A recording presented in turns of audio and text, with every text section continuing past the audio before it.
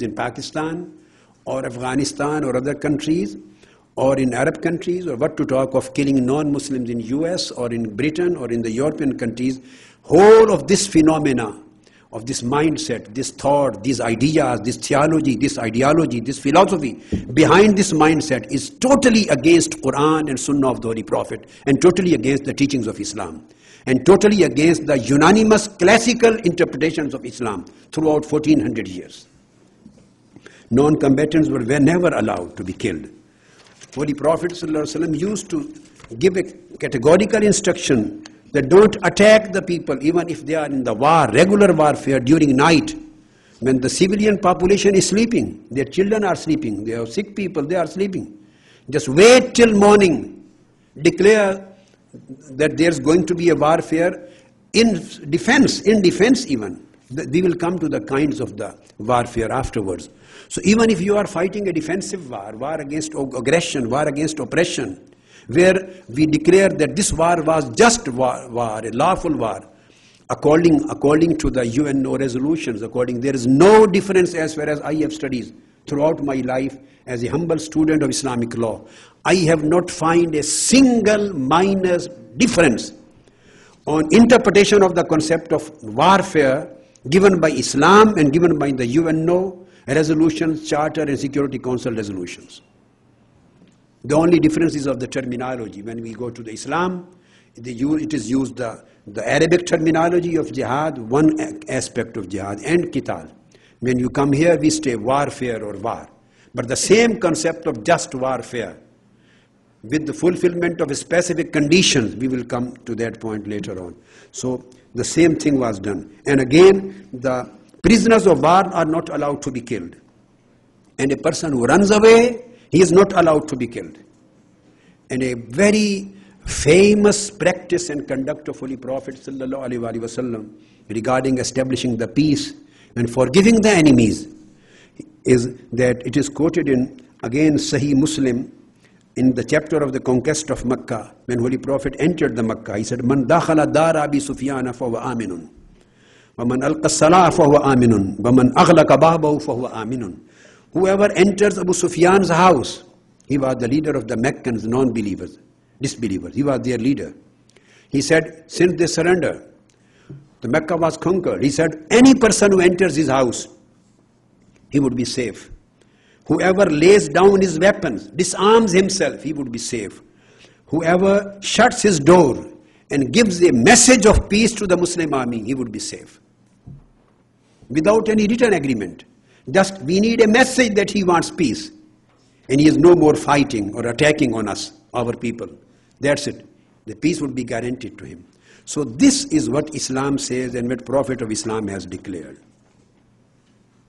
Now, a very significant thing which was asked by a respected professor, me to throw some light on it, that I declared in my edict that these terrorists of today, they are this thought, this theology and their action, this is a continuity of Kharijites.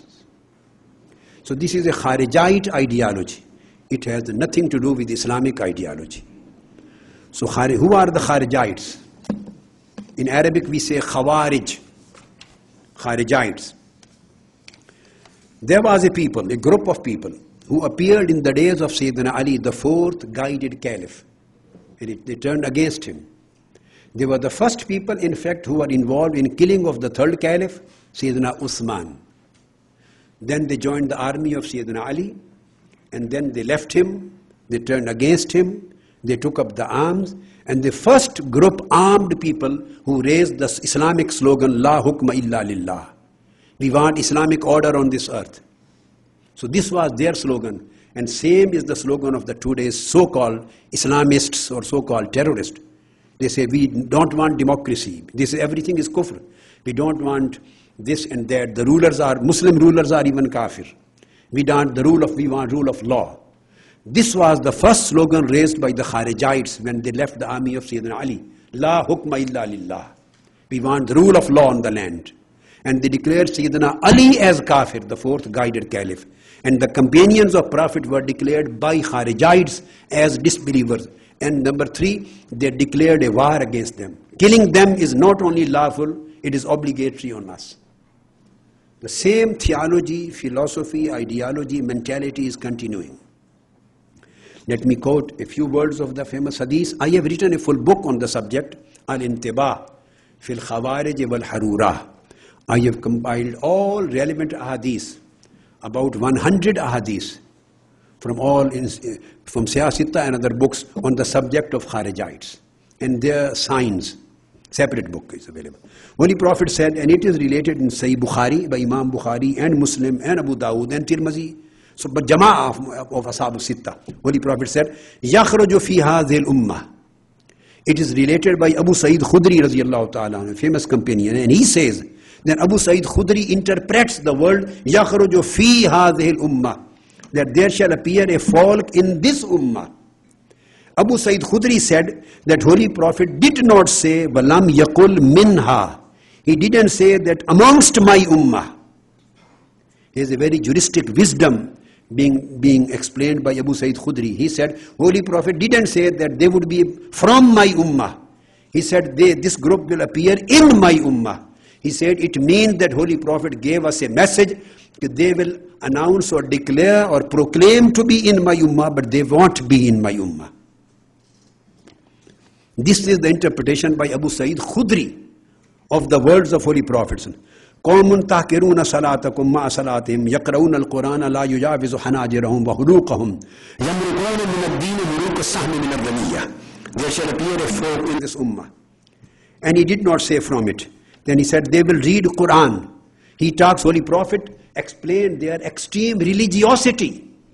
They would be extremely religious in their slogans, in their talk, in their speeches, in their practice, up in their appearance, their bulky beards and everything, having turbans and all these things. This Holy Prophet has mentioned in hadith. I will quote the signs from hadith just briefly. Said, and they will read prayers. And he said to companions, even you will belittle your prayers in comparison to theirs. They will fast and they will be reciting Holy Quran, and you will belittle your religious practices in comparison to theirs. But he said that the Quran and Islam shall not pass through their throats, and they shall pass away through the religion just as an arrow passes through a hunted game. They will go out of the ambit of Islam. So I have not said anything on my own. Whatever I have declared, I have just compiled the verses and text of Holy Quran and the text of Holy Prophets and interpretations given by the jurists and classical Islamic authorities in the last 1400 years. But I have compiled them in a way which was not being done, which was required to be done a decade or 2 decades before. So Holy Prophet gave particular signs. These are very interesting. The first of them, the sign is that Holy Prophet said they will raise very popular and appealing Islamic slogans, which will be appealing to a common youth, a common Muslims. And no need to now comment on that. You can just keep on applying whatever Prophet's statements are, and you can keep on applying on the present day terrorists. I don't see a very, very bit of difference between the Kharijites of that time and the Kharijites of today. Holy Prophet said, they will seem true and appealing their slogans to a common man. يَقُولُونَ مِنْ خَيْرِ قَوْلِ الْبَرِيَّةِ.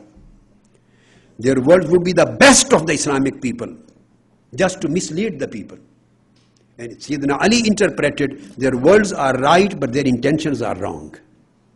They use these words and slogans just to mislead the people. Again comes in Sahih Muslim and Bukhari. Again, second sign which Holy Prophet ﷺ has given, there are dozens of hadiths just on this particular point. I am just quoting one in order to elaborate the concept. Again, Holy Prophet said, the second important thing is that I have already said that they would be extremely religious. And Holy Prophet ﷺ has given all details of them. They will be having very big shaven head and bulky beard, and they will have be raising the trousers up to their half legs, and they will be praying, they will be reciting, they will be giving their speeches, extremely practicing religion and very hard in there, and these kind of all their appearance, their things has been mentioned by Holy Prophet sallallahu alaihi wasallam, so that people may easily be misled When they see them, even Abdullah ibn Abbas and many companions, when Sayyidina Ali and Islamic army was fighting against the Kharijite terrorists, when they appeared first time in Islamic history, Kharijite terrorists, when they were fighting, Abdullah ibn Abbas was sent with some message to them.